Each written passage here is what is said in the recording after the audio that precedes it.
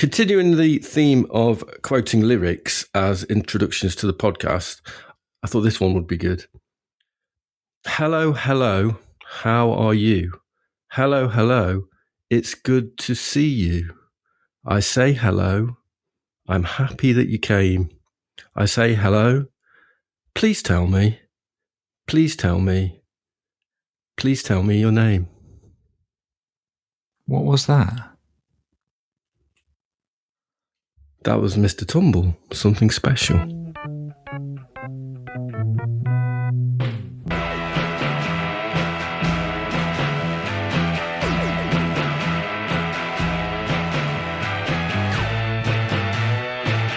like that? I did. I enjoyed that. But I might have to leave the bit in when I'm going, well, what was that? Yeah. Other people will be shouting at their headphones there. Yeah. Saying, Steve, you know what it is. I know. It's been a long time. Yeah. Well, not that long. But it feels like a long time. I quite miss it. Really? I used to like watching a lot of children's TV. It was good fun. Yeah, definitely. Right, good morning and good afternoon and good evening and good night. It is This Our Johnny Domino podcast. And we're here again. Hello, Steve. Hello, Giles. Hello. And we've got more songs to talk about and reminiscences to have. Yes. How are you? You all right? I'm all right. I'm okay. Yeah. Are you okay? Me too. Just about holding it together. Beautiful. Do you want to get straight on with it today? Let's get straight into it, yes. Yeah.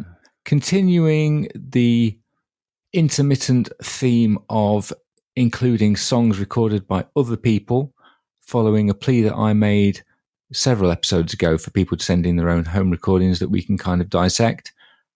I received an email from a man called Tom. Tom was the lead singer of Lard Pony, Tom Morton. And he does play live occasionally now in the guise of Vom Vorten.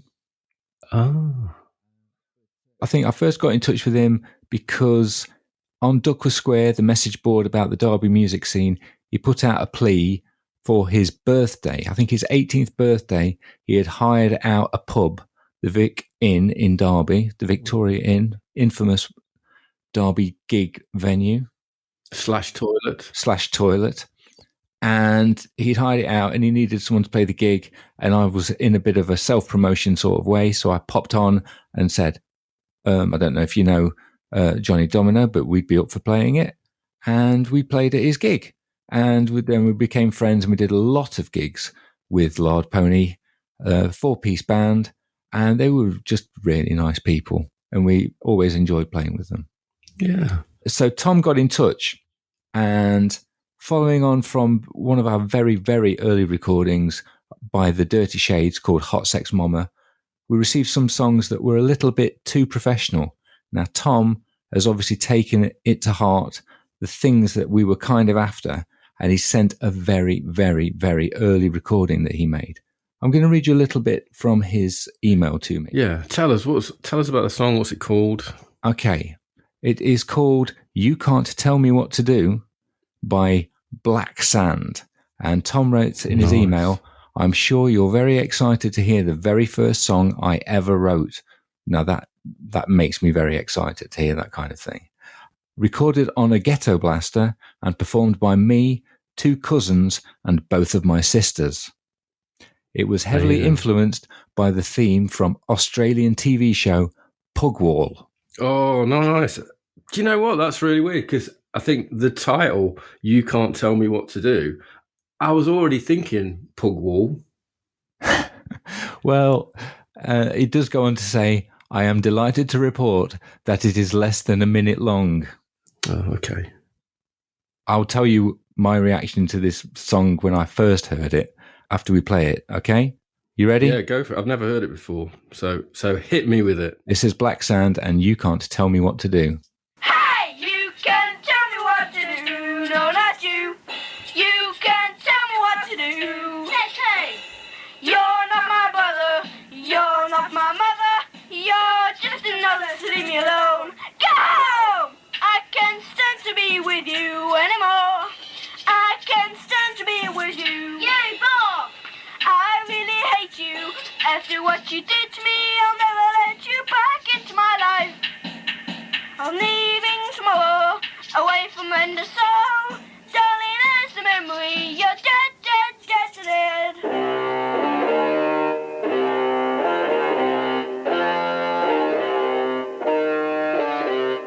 You're not my brother, you're not my mother. You're just another, leave me alone. Go home!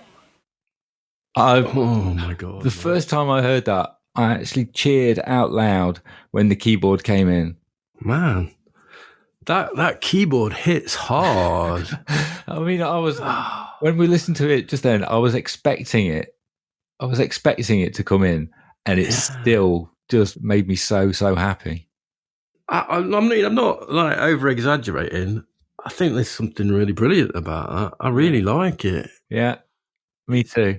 It's just It's raw. Yeah, Yeah, but like it's got like really good bits in it. Yeah. I like the drums and the cymbal crashes at the end of the phrases are really nicely placed. I mean, it's not like that's really good. Yeah, I like that, and the lyrics are they're better than Hot Sex Mama. Oh yeah, well, you know what couldn't be. That's a good yardstick, isn't it? Yes. Lyrics are better than Hot Sex. I wanted him to clear up what the lyrics were. At the end, it says, "I didn't know if it's you're not my mother, you're not my brother, you're just." Yeah, I didn't know if it was. I didn't know if it was you're just another, or was it you're just a knobhead?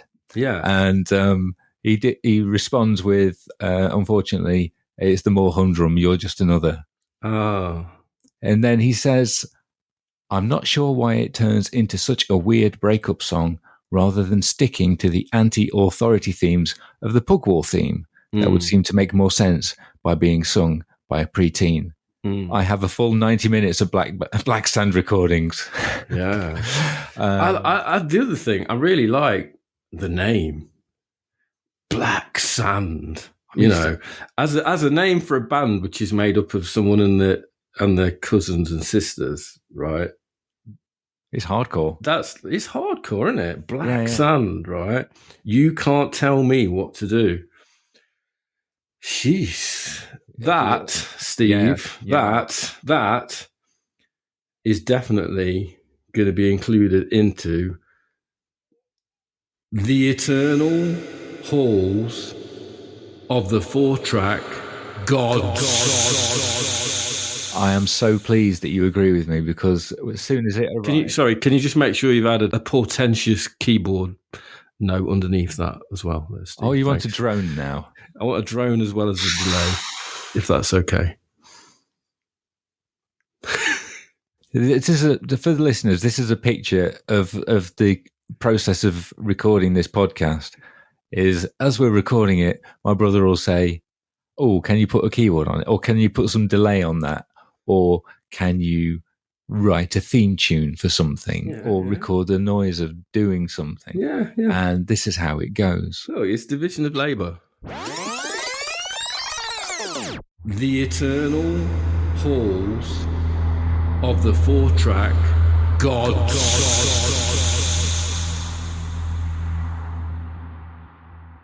Yeah, but I'm very, very pleased that you enjoyed that song. I loved it. Can you remember we got a little bit obsessed with Pugwall? Yeah, I think you probably more than me. But yeah, I remember it was a pretty good program. Yeah, because when Johnny Domino were recording their first album, Rabbit Themes, which is also available to download from our Bandcamp page, we recorded a lot of extra stuff. I mean, it's a long album anyway, but there's a whole load of other stuff that we recorded at the time. And one of the things that I did was a version of a Johnny Domino song with some dialogue from Pugwall on it. Did you? Yeah. Shall I play it? Yeah, I don't remember it.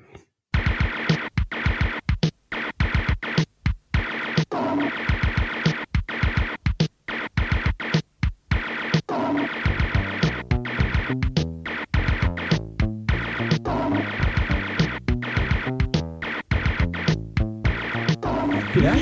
Hi. What you doing? This is my list of goals for the summer, right? Suntan, money, job, regular gig, Meet chicks? Sounds good. Go surfing? Have fun? I like them all, including this one. Make a hit record.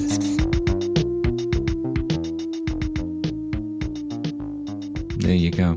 Very nice. I enjoyed that. Thank you. Yes. Tom did send another song. Do you want to listen to that one? Or Did do you... he? He did. He Is said... it? You know, yeah. But I think we're in danger of going on too long. At the bar. No. Never in danger of that, Steve. Okay. No, I think we're in danger because the bar has been set so high by black sand. You can't tell me what to do. That this is going to be. It can't help but be a disappointment. It can't. But maybe we do need to have something that's going to go back under the bed. Yeah. I don't know. Okay, well, for the sake of completeness, I'll give you his first email. He said, I also attach an early Lard Pony song from my 4-track era when my songs were starting to be kind of okay-ish.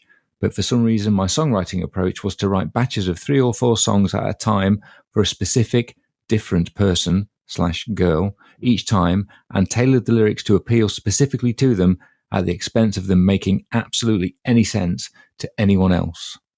Okay, cool.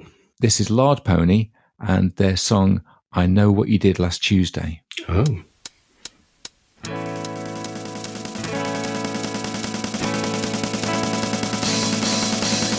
I heard about it the following day and promised not to give the game away.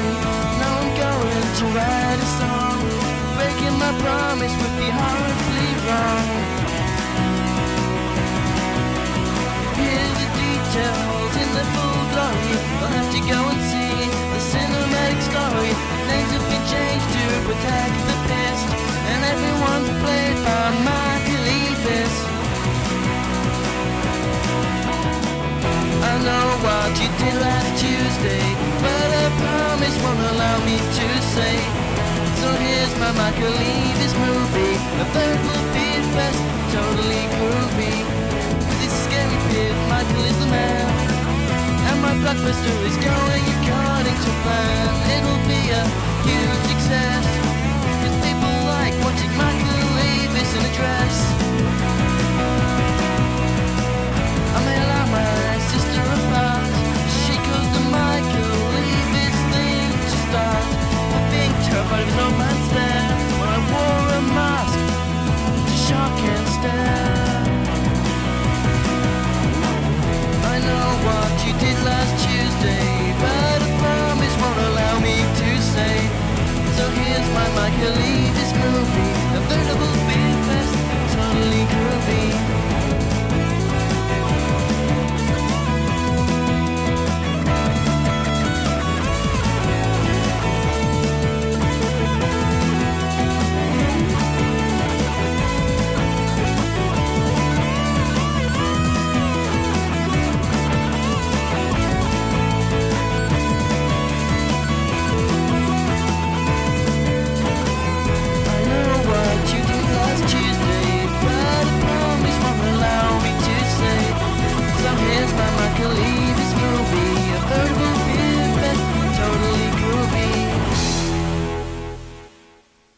Wow. I actually really enjoyed that. Yeah. I really like the very, very busy drum machine. Excellent, yes. Incredibly busy drum machine there. Yeah. And I like the very, very specific lyrics. Okay. What does he say about this one? He goes, the Michael Eavis stuff comes from the NME, including a mask of his face in the run-up to Glastonbury that year, which I used to scare my sister. The rest of it is about my friend Claire having some kind of drunken misadventure and only being able to share the details in the most convoluted way or something. Oh, right. I still quite like the guitar solo. Yeah, I thought he was talking about Michael Myers. But no, it's Michael Eavis, because I asked him what was it all about Michael Eavis. Okay. And I really like there's some good guitar histrionics there towards the end. Absolutely, yeah. It's good. That was great. Oh my god, they're 2 good ones. 2 good ones, right? Yeah, I can't. Unfortunately, we can only admit one into the eternal hall of the 4-track gods. Yeah. Yeah, absolutely. Which one should we admit? I really, really enjoyed the Large Pony song, but Black Sand, my initial response was literally to punch the air when that keyboard solo came in. And I still get excited when the keyboard solo comes in. Yeah. So for me, it's Black Sand. Yeah, I think, Tom, your T-shirt is on its way to you. Beautiful. Thank you so much, Tom. Thank you so much for sending those songs in. They hit the spot. They hit the spot. And they woke us both up. Yeah, in a very pleasing way. They did. And anyone out there listening who's got some music under the bed, well, dig it out and send it in and share it with us and the rest of the internet. Okay, so now we have a face-off between two songs from the Jommy? Okay, so now we have a face-off between two songs from the Johnny Domino back catalogue. And the first song is a song called Whack. Yeah, Whack. And this one, it's an unusual Johnny Domino song because it includes some pretty heavy hitters. It's built around Britt Walford, good drummer. Yeah, we've got him in. And Josephine Wiggs. On bass, yeah. Ex-Perfect Disaster. And it was actually the rhythm part was engineered by Steve Albini, I believe, and recorded in Edinburgh during the sessions for the Breeders' first album Pod.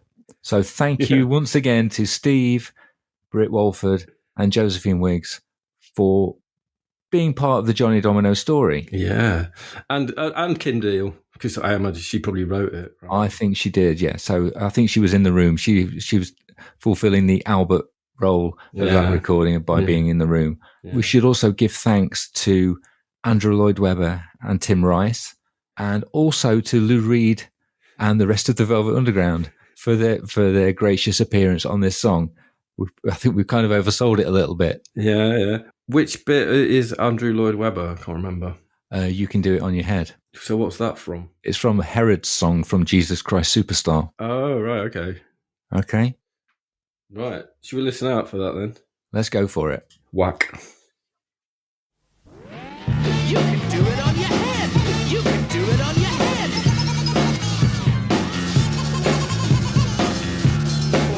Once of my swimming pool, she passed me in the street. She made my nostrils bleed. Was not impressed with smoking weed. Left pamphlets out for me to read. She was so crazy, she tried to change me. Brainwashing devices, personal crisis. You can do it on your head. You can do it on your head.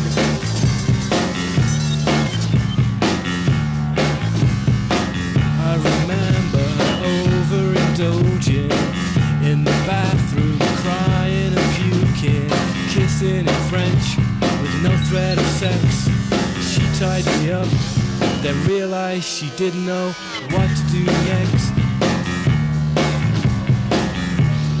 She was so crazy, she tried to change me. Brainwashing devices, personal crisis.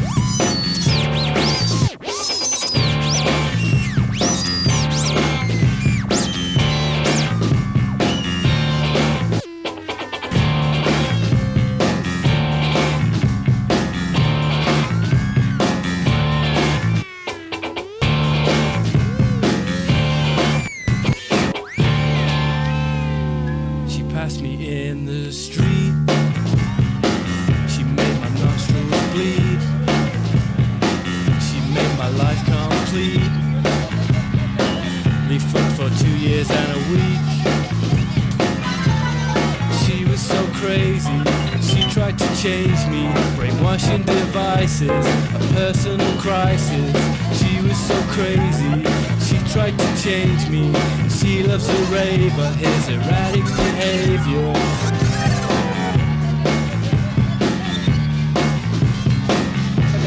You can do it on your head. That was groovy. It is groovy. Yeah. It's quite a mean-spirited song about breaking up with someone. Yeah, I think you're trying to be a bit of a rake. Yeah, possibly. Thinking about the time period it was recorded, I think I had just broken up with someone, but Right. I don't think the song is completely autobiographical in every sense. But yeah, it's quite a mean-spirited song. The line that I really like, that's quite revealing, is the refrain. She was so crazy, she tried to change me. I think the subtext to those lines is, I drove her crazy and I needed to change. Well, I think I kind of got that. Really? Yeah.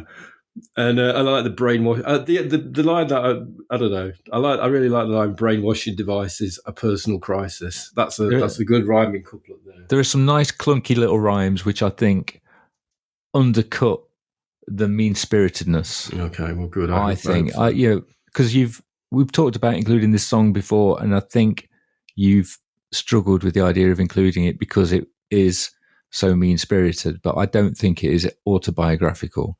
And I do think you were trying on the suit of someone who's like, oh, God, I don't really care about you. And you were mental. True.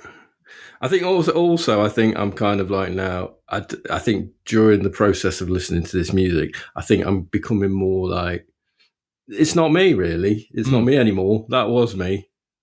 And it's just interesting hearing a version of myself and the sort of thoughts that I had. And I don't feel too bad about it. But yeah, I think I did drive her crazy, and I think I did need to change. I think you probably did. Yeah. So there you go. We've mentioned in the past that while we were recording these 4-track songs, for monitoring, we used the old family stereo, and we removed the belt from it so we could do some kind of cack-handed scratching. So that is what the music is based off. So we had When I Was a Painter by the Breeders. The end section of that basically formed the structure because we didn't cut it at all. It was when everything else stopped and we just had the bass playing. Yeah, and it's like literally 41 seconds long. Yeah. And it's from the bit where the guitar drops out till the end. And then we just loop it, don't we? And then it's got Herod's song from Jesus Christ Superstar, just the bit where he says, you could do it on your head. I really like the bit when it goes very slow. But it only does it once. I really like that bit. Then the Go, Go, Go, Go, Go Man is Lou Reed, Laughing Lou Reed from the Velvet Underground on the album version of Sister Ray. And then the squeaky kind of whiny feedbacky sound is the last note of I Heard Her Call My Name, also from White Light, White Heat by the Velvet Underground. So not only were we using samples, we didn't even change the record. We just put a different track on and then kind of scratched it backwards and forwards. And then you just added a bit of cack-handed funk guitar. Nile Rodgers. Yeah, I'm sure he's quaking in his boots. Nile Rodgers from Ilkeston. Yeah. Yeah. Cool. I enjoyed listening to that. Yeah, it was all right. I liked it more, I suppose. I just need to say at this point how much I love Kim Deal. That's fine. We can take it as read. She's so great, though, isn't she? She is great. She is still great. So great. Yeah. She is still so great. Yeah. The Pixies were the second ever band I saw live in 1989. Yeah. So that's the second gig you go and see is Pixies at Rock City. Yeah. Where'd you go from there? Don't know. Where'd you go from there? I don't know. What's the point? I mean, I've often repeated the story of when I went to see the Pixies by accident, because Russell and myself really, really wanted to go and see That Petrol Emotion. But for some reason we couldn't go and see That Petrol Emotion at Rock City. And the night after That Petrol Emotion, there was some other bands on, and we went to see them instead. And it was I kid you not, My Bloody Valentine supporting the Pixies. Yeah. I remember you being very, very hard of hearing in the immediate aftermath of that gig. It blew my mind and Man. every other aspect of my being, really. Yeah. So there you go. Yeah, Kim Deal, Ultra Vivid Scene video. Oh, when she slaps, what's his name? What is that guy's name? Oh. We should have researched that. It's like Kurt something. Hang on. Kurt something on Snub TV, where she's kind of just like bopping away to the song, smoking. And then she gives him a right good slap at the end. That hurts, though. Yeah. You've sent me that video the other day, and I watched it for the first time in ages, and man, I felt it. Yes. And I don't think he looks amazingly happy about it, but then I do get the impression that Kurt Ralsk of Ultra Vivid Scene was much for the lols. I think so. And I think that's their best song, in my opinion. Well, I always hate the Mercy Seat. That was the one that was on Snub TV. Maybe on the first series. I just always hated that song. But then I did buy an Ultra Vivid Scene album because I was obsessed with 4AD Records. Yeah. Well, and then I think I sold it, or I might have even taken it back. This was in the days when you could go into a record shop and say, I bought this the other day, but I don't like it. Can I swap it for something else? Yeah. Ultra Vivid Scene. There you go. So that is Whack by Johnny Domino. Whack.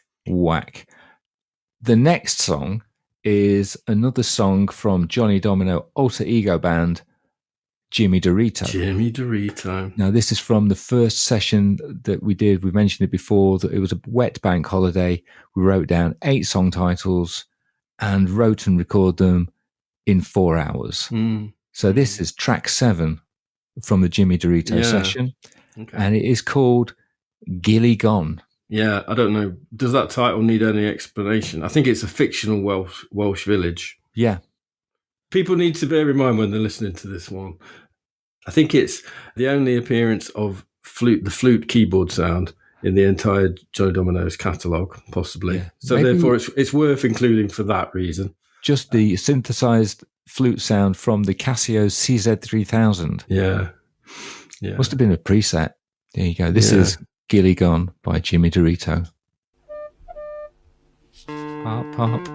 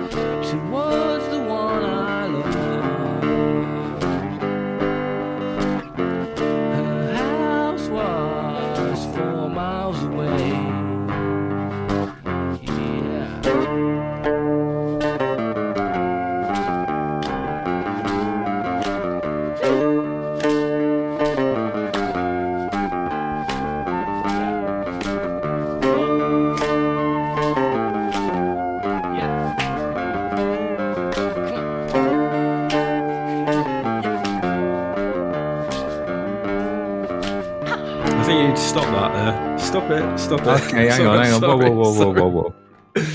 So I stopped it there because I just wanted to highlight the interpretive dance that was happening in the background there. You can hear, if you listen, Steve, if you listen to that bit, you can hear the interpretive dance happening. Okay. Listen carefully to that bit. Just rewind that a little bit and you can hear the movement.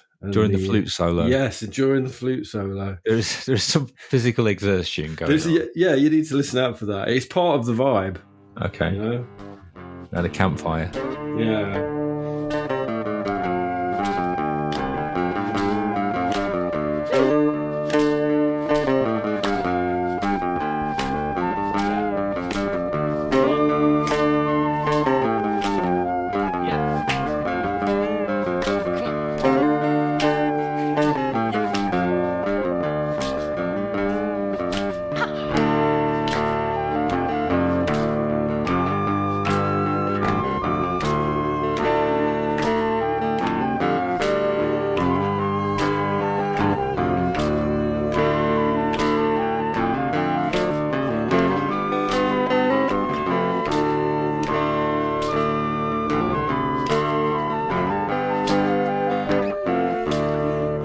On the way, just upon a maiden.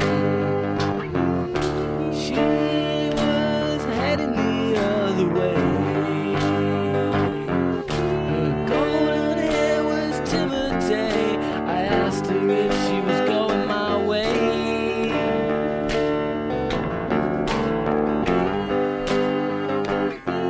Yeah, I swore she's the only one, but I met another in Gilligan. I swore she's the only one, but I met another in Gilligan. Yeah, I swore she's the only one, but I met another in Gilligan. Yeah, I swore she's the only one, but I met another in Gilligan. Yeah.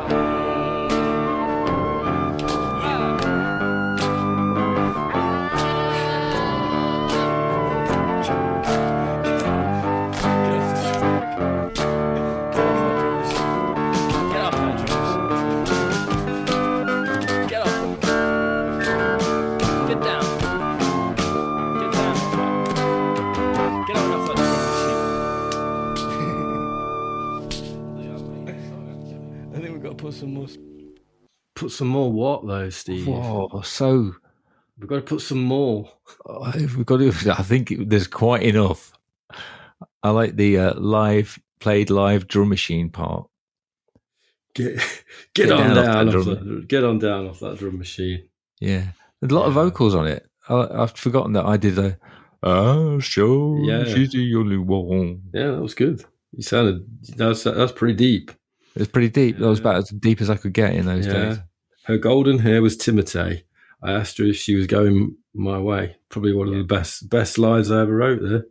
8 songs, 4 hours. That's what I'm going to say. It was there was a huge amount of thought gone into it. Yeah. The other bit of the words that I really liked was the I chanced upon a maiden. She was Chanced upon going a maiden. which is a great line. She was going the other way. Her golden hair was Timotei, and then I asked her if she was going my way. I've already stated that she was going the other way. 4 hours, mate. That's it's 8 songs, 4 hours. Only one of them was an instrumental. I know, but I don't think it's about how long it takes to record something. Sometimes maybe you could have spent more time on those lyrics. You think? I think it would have ruined it. If I spent more time on trying to create a Led Zeppelin 3 pastiche, it would have lost something probably. Possibly. I mean, I don't know. It was. I quite enjoyed listening to that one. Yeah, it was a good one, isn't it? Yeah. I think both of the songs that we've picked today, they're both about the transient nature of human romantic relationships. Of course, they are. Would you agree? I think we're possibly overthinking it. I think. Well, no, I absolutely we are overthinking it, but then that is the nature of this podcast, this our Johnny Domino that we're listening to at the moment. It's true, right? Okay, so I think it is about the transient nature of human relationships. Yeah, and that got me thinking. This isn't a new section. This is just me thinking. Okay, one of my favourite songs about the transient nature of human relationships is Human Nature by Michael Jackson, which I listened to the other day. That is a great song. It's side 2 of Thriller, isn't it? Yeah. It's getting near the... Is it the last track? No, it's not quite the last track. Have you heard it for a while? Funnily enough, I haven't listened to any Michael Jackson for a number of years. No. Really? Why not? There's a massive elephant in the room. I know, but you can't use a I know but about how can that. you know? I know, but yeah. Look, But the Thriller album's great. well, I remember buying it at the time. And he didn't actually write the song Human Nature. Let's make that clear, right? He didn't actually write the song. And I'm Okay. talking about the song, Okay. right? Which I think is a great song about the transient nature of human relationships. Okay. His interpretation of it is very good, even though there's lots of issues with Michael Jackson, obviously. Yeah. I'm not unaware of that, Steve. Yeah, I know you're not. I just but, don't think it's out of bounds to discuss it. No, it's fine. It's fine.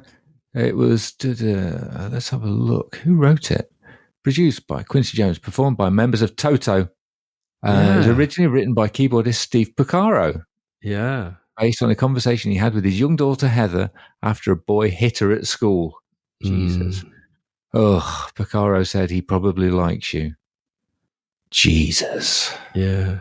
And this is how we normalize abusive relationships. Right. Okay. So I'm killing this song for you right now. But the song it's very dated in its attitudes, definitely.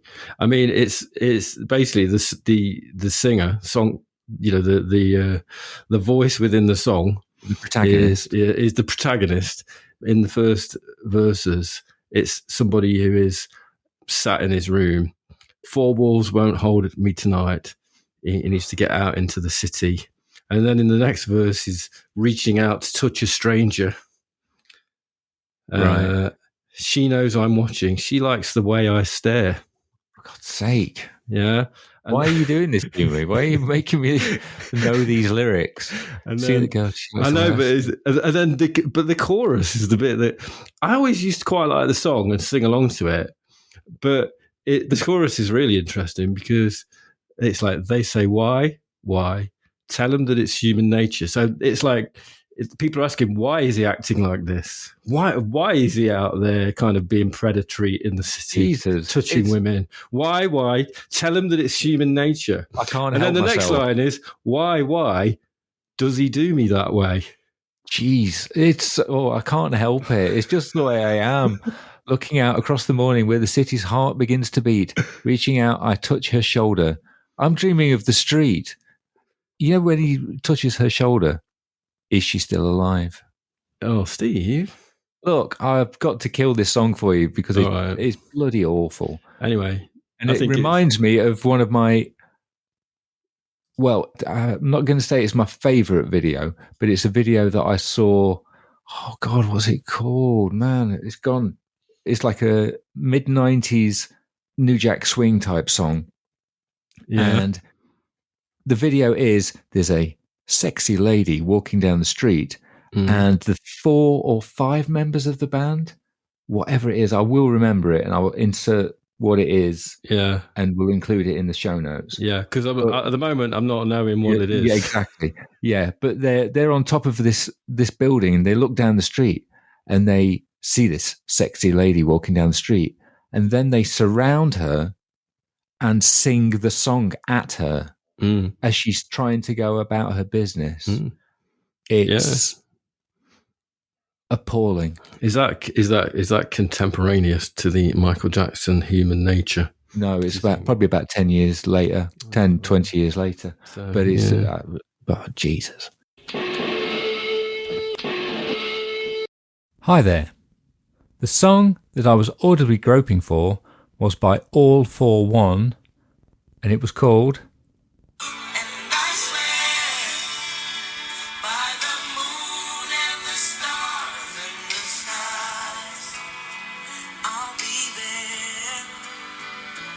The video is still appalling. But anyway, we've got to choose between the 2 Johnny Domino songs. Yeah. Which one out of the 2, Whack and Gilly Gone, are we going to include in the best of compilation tape? Right. I think Gilly Gone I like the fact that, again, you're indulging the hippie. I like the fact that I can hear myself dancing in the background. And it's kind of got that thrown together thing that I like, which, you know, Tom's song, Black Sand, I think had that kind of thrown together aspect, which I really like in a lot of music. Yeah, and we're trying to make each other laugh. Yeah. And I think the Black Sand recording is, like you say, it's Tom and members of his family just having a laugh. Just throwing it down. Right. Throwing stuff down. But then let's not kid ourselves. I don't think Whack is that much more carefully put together, to be honest. No. It's slightly more, possibly. And yeah, even though I think the lyrics make me cringe a bit, I think it's a song that is worthy of inclusion in the tape. What do you think, Steve? I think it's whack as well. I'm not saying it's whack in the street sense. It's whack, dude. No, I think whack would be the song that I would include on the tape. I appreciate what you're saying about the lyrics, but it's weird. We've got a couple of songs that are like lyrically a bit iffy. Well, that's why I brought up the Michael Jackson one. You see, yeah, yeah. I think it's whack. I don't think it was ever going to be Gilly Gone, but I did enjoy listening to it. There you go. That's our choice. Whack goes on the tape. Thank you very much for listening to the podcast. Hold on a minute. Oh, sorry. Hang on. I've just got another little bit to add to the end. Okay. Right. Hold on there a second. Go. Hold hard. Hold on. It is another section, but really, I just wanted to bring something to your attention, really, Steve. Okay. Something that I've become slightly obsessed with over the last few days. One of my heroes is Ian MacKaye. Of Fugazi and Minor Threat fame, yeah. One of my heroes, really. And I found on the YouTube a recent interview with Ian MacKaye.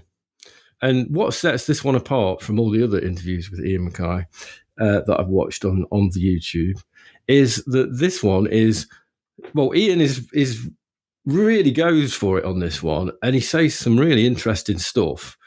But the other thing that's interesting about it is the person that's interviewing him is like 11 years old, I think. Right. Amazing. His name is Logan Kelly, and he's this kid with glasses from Ireland. And he does a full-on 52-minute interview with Ian MacKaye. And he does it. Oh, yeah. He actually does a really good job, right? I mean, you know, you could tell that Logan of Logan sounds off. Logan is a little bit overwhelmed by the situation, definitely. And I'm not 100% sure he's listening to all of Ian's answers. Brilliant. He's just kind of got some questions on a piece of paper. But yeah, I would recommend that you watch that. It's 52 minutes. If you wanted to just get to the key bit, there's a section about 22, 23 minutes in where he talks about his philosophy of not thinking too far ahead and not seeing himself in 5 years' time, not having a long-term plan, but just thinking about successes on a daily basis. You know, he's saying to this kid, you know, if you pick up that guitar and you learn how to play some chords, that is a great success, right? You know, if you then get together with a few people and, you know, bang out a few songs, that's an incredible success, right? If you then like get together and then play a show, that's phenomenal, right? And I really like what he's saying there, because it's like, you know, you don't have to be aiming high. You know, you just need to be thinking about what the next step is the whole time. And it's not about like kind of like, you know, in 5 years' time I'm going to be this or I'm going to be that. It's about doing it in the moment. And he's got that kind of, and in this interview he really kind of gets across that punk philosophy that I really, really loved. Actually, I really loved it. It's a great interview. Yeah, it sounds very similar to the Jeff Tweedy book, How to Write One Song. That's a good one. Because the whole thing is, if you write one song, you do something creative, then maybe the next day you'll write another song. And it's not about, I'm going to sit and I'm going to write loads of songs. I'm going to write a thing and be creative and the whole purpose of doing it is the doing it. Yeah, exactly. You've just got to take that one step and just do that step, and then it will lead to the next step. And maybe if you, dear listener, take that next step, you could maybe send us a song that you've recorded. Do it. And you too could appear on the This Our Johnny Domino Please podcast. Think about that. Well, I think that's it. I think we're at the end of the podcast. Thank you so much again for listening to the podcast. If you enjoy what we're doing and you are listening on a platform that accepts reviews, please rate and review and subscribe and follow and tell your friends, tell your enemies. Yeah, tell people that you really don't like. Yeah, you need to listen to this podcast. Because it might make them, might change them. It might have a transformative effect.